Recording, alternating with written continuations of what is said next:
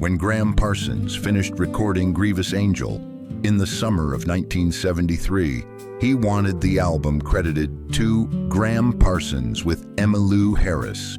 She had sung on 8 of the 9 songs. Without her voice, the album would not have been what it was. Gram died 2 months later before the album was released. His widow had Emmylou Harris's name removed from the front cover before it went to press. She replaced the cover photograph, which had shown both Gram and Emmylou together, with a new image showing Gram alone. In the final credits, Emmylou Harris is listed only as a band member, with no indication she had sung on 8 of the 9 tracks. Grievous Angel was released in January 1974. It was reviewed as a masterpiece. Emmylou Harris's name was not on the cover. This is the story of how that album got made and what happened to the woman whose voice is all over it. In the autumn of 1971, Emmylou Harris was 24 years old and living in a small apartment in Washington, D.C. with her infant daughter. She had been married and divorced. She was supporting herself and her child, playing folk music in small clubs. Enough to cover rent in some months, not enough in others. She was playing at a club in Georgetown when a mutual friend introduced her to Gram Parsons, who had come to Washington and been told there was someone he needed to hear. Gram listened. He sat in the audience for most of the set. Then he went backstage and told her he was recording a solo album in Los Angeles, and he wanted her to come and sing on it. She said yes. She packed up her daughter and drove west.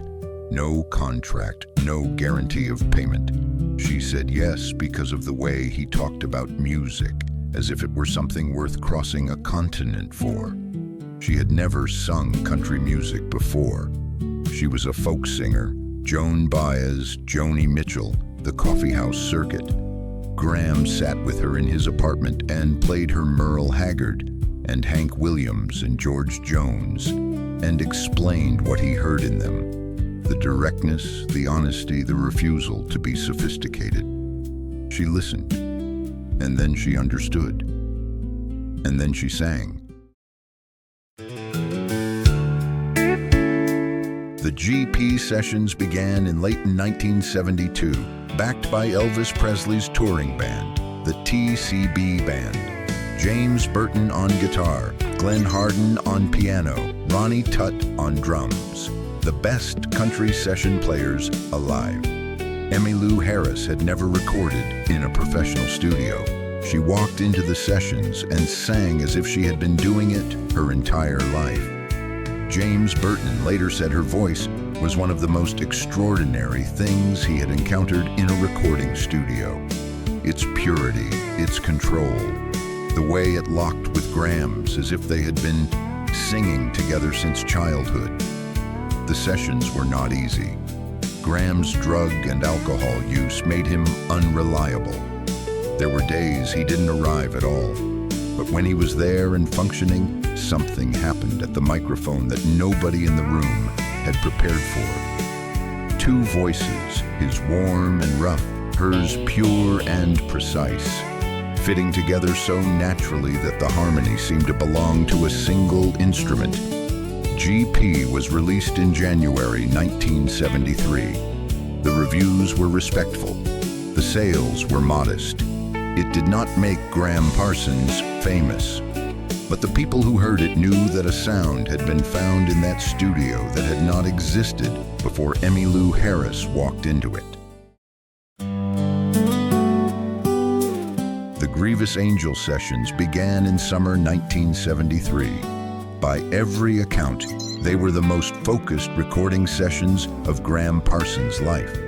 He was present, energetic, moving around the studio, pushing the songs further than they had gone on GP.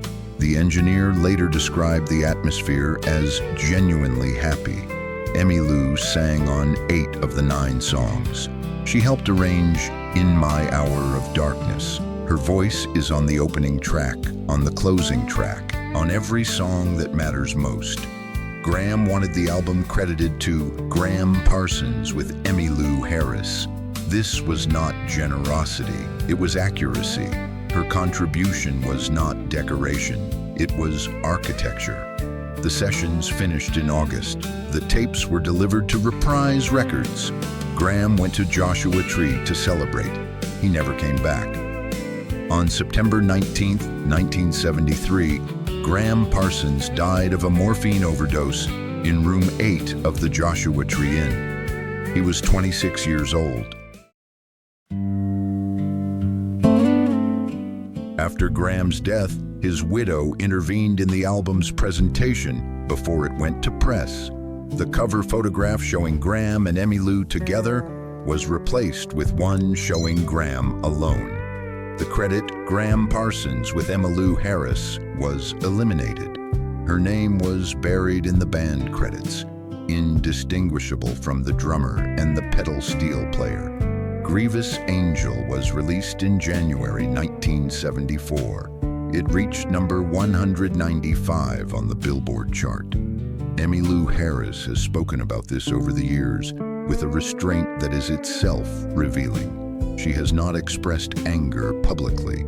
She has simply said the album speaks for itself, that anyone who listens can hear what she contributed, regardless of what the cover says. She was right. The voice is there on every track. The name is not. Emmylou Harris went back to Washington, D.C. after Gram died. No record deal, no manager, no clear path forward. She went back into the studio in 1974. Pieces of the Sky came out in 1975. Elite Hotel followed. It went to number 1 on the country charts. She spent the next 50 years winning 14 Grammy Awards and building one of the great careers in American music. Every record tracing back to what she and Gram had found together in a Los Angeles studio in 1972. In 1999, she produced Return of the Grievous Angel, a tribute album featuring Beck, Wilco, Sheryl Crow, Steve Earle, Elvis Costello. Her way, 26 years after his death, of making sure the world understood what he had done. The album cover that erased her name did not erase her voice. And her voice, in the end, is what kept Gram Parsons' music alive, long enough for the world to finally hear it. If this story moved you, subscribe.